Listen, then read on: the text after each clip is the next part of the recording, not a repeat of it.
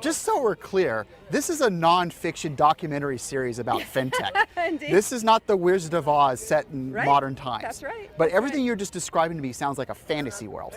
It's not, it's real. My name is Eric Hazard. My journey in the world of finance has taken me to exotic lands on ambitious assignments around the globe. I've worked with top professionals and immersed myself in the toughest questions facing the industry. I call New York my home now, but I still do my best thinking when I'm traveling. So when it's time to tackle those tough questions, I like to get out from behind my desk and get into the city. Digital currencies. Blockchain. Cryptocurrencies like Bitcoin. Bitcoin. You've heard about Bitcoin and blockchain, but where does one end and the next begin? Isn't Bitcoin like online monopoly money or like a token at a theme park? But then what is a blockchain and why does this feel like such a big deal? Eric spoke with two experts to find out. We talk about blockchain then, what is it? Blockchain is a way that for multiple parties to share the same information at the same time and trust that it's valid. There's tremendous duplication and reconciliation that happens in the financial industry where each participant is keeping their own copy of a ledger and reconciling. I'll give you a good example in the syndicated loan market. 25 million faxes a year are sent between the banks, and each bank has a big staff of people. Wait, you said faxes. Faxes. 25 million faxes. I think that's keeping the fax machine industry alive. When you say that people are keeping separate ledgers, Yeah. they're keeping separate faxes, actually the paper copy of a fax. Well, so here in syndicated loans, when the banks communicate with each other, they send a fax, and so there's someone at the end of the fax machine at each bank who's pulling the fax off the fax machine and keying in the very same data into their own databases, and then they subsequently go reconcile that data. So this is tremendously inefficient. Very inefficient. When you send money, you don't send money. What you do is you ask permission for someone else to send your money. You know, it's Blythe Masters likes to say, how is it that you can send an email to someone to Australia and have them get it in 1/10 of a second? But if I want to send you $5, banks pretend that it gets sent immediately, but in the back office, it actually takes 3 days. So there's something called single entry accounting, right? And that's when you basically have someone write down numbers and you're sort of okay with, you know, trusting the books are good just because they say it's good. And then we invented double entry accounting. And what double entry accounting did was allowed people who didn't trust each other in the same organization to audit one another and check one another and know the difference between lost funds or defrauded funds or these sort of different related questions. The interesting thing about Bitcoin is that it created a system called triple entry accounting.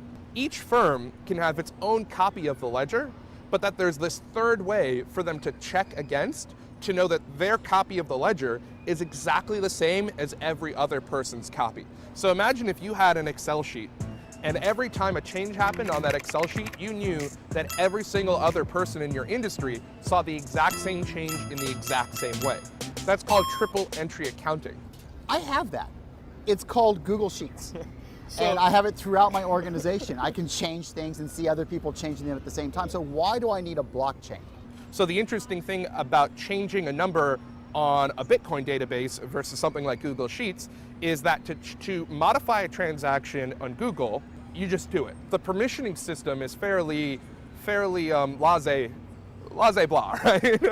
Yeah. But if you look at Bitcoin, I believe at this point there's about $8 million plus a day spent just in the securing of Bitcoin. Regardless of how large the institution, regardless of how many people are having a copy of the database, there isn't a straightforward method for them to modify or change a single entry on that database without every single other person being aware of that. And even then, if they wanted to do that, it would cost them millions of dollars to do. How did Bitcoin give us blockchain? Oh gosh, whoever Satoshi Nakamoto is or was, he, she, they, it really did have a breakthrough in computer science. Satoshi figured out how to allow multiple different parties who don't trust each other or even know each other to be able to share the same information and trust that it's valid. Satoshi Nakamoto, this is who I need to be speaking with to get to the foundation of how all this started. Whoever Satoshi is a billionaire because Satoshi kept what's called the Genesis block transactions and a lot of those early Bitcoins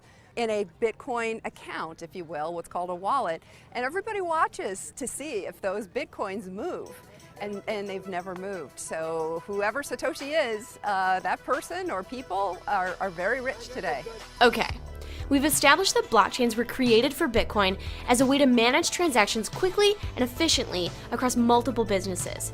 But apart from having a blockchain, how is Bitcoin different from any other currency? Most people don't know this, but the Secret Service was actually made to police the dollar and its counterfeit, and just to make sure that everything was still solvent and above board.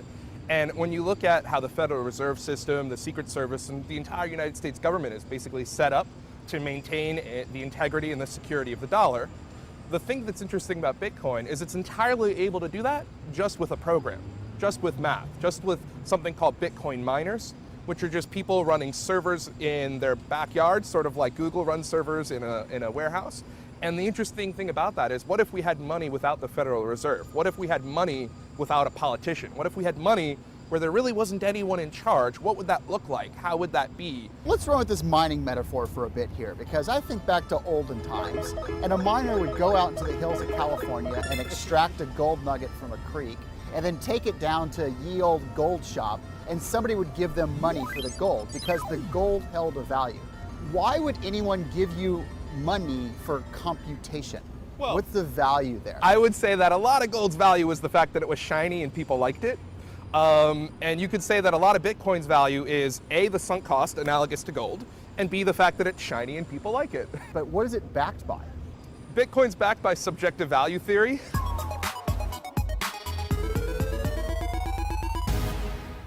So when people say, well, I don't understand what gives this value, miners derive value from their Bitcoin from the premise that it took the money to get something, and they're not going to sell it for anything more than a price that gives you the margin.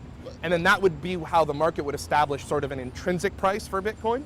But at the end of the day, the value of a Bitcoin is whatever the next guy's willing to give it to you for you. Let's review. Blockchains are optimizing transactions throughout the financial world and even beyond. Bitcoin is imagining a new future for currency, questioning whether we need the traditional processes we know and use every day. But will this really work? And how long will it take? It's not just a little bit of cost savings. We're talking about taking out whole administrative processes and maybe even whole institutions with this technology. And I think it will take time. This is not something that happens overnight. Yeah. I think it's a good 5 to 10 years of rollout because it's replacing existing systems. If you talk to a lot of people that think blockchain is going to be the next internet, it's going to change everything, they sort of say that blockchain will affect as many systems and affect as many industries as sort of the time when people said, well, yeah, I understand that this whole computer thing is interesting, but will spreadsheets affect my industry? And think that that's the type of change that we're discussing, that this new way to know that your books are the same as everyone else's books in a way that you can trust and actually do business on top of is this new way to reduce the friction of doing transactions that will affect every single industry in every conceivable way.